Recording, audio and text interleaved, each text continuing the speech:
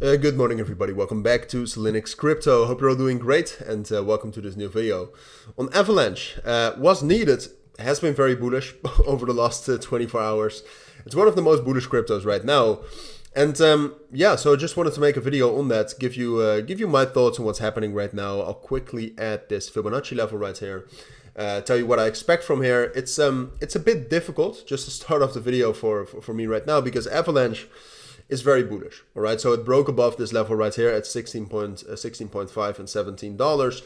In my eyes, that really was the biggest breakout so far. Perhaps above $15 was already very big. But with that, 16.5 and $17, that was really the last breakout it needed to get back up to the 2022 highs. All right, so those were these areas right here. Oh, it was actually earlier this year, but between $20 and 21.5. Never broke above that, but it did get there. Right now, just to start off, like we're diving right into this. I hope you like that, but that does make the video shorter so that you can watch it easily. But so what that means to me is that right now, you see that orange line, that's a bit of resistance. It's the 0.786 fib of the entire move down.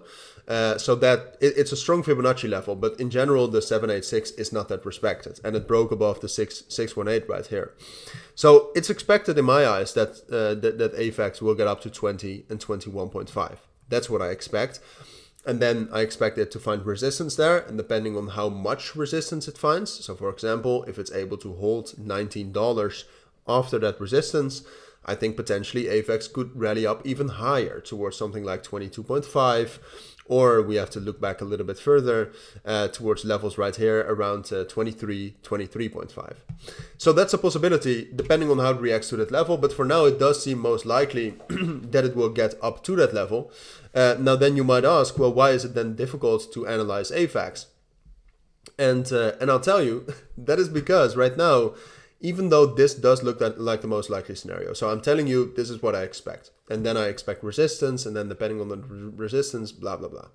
But the thing is that Bitcoin today actually looks a little bit weaker, all right? And it looks like Bitcoin is going to test support at 36,600 and 36,200.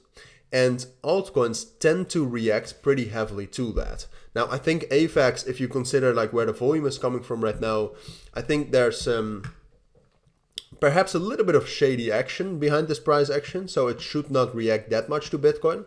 But that is the one thing that could alter this scenario. So I think this is most likely, but I just want to tell you that if for some reason Bitcoin becomes quite bearish today and Avax drops down from here below 17.5, then it's going to take a little bit longer to reach 20 and 21.5. And then it's more likely that Avax will consolidate here, and then depending on the markets, perhaps later get a bullish breakout up to that level, or perhaps even not get it.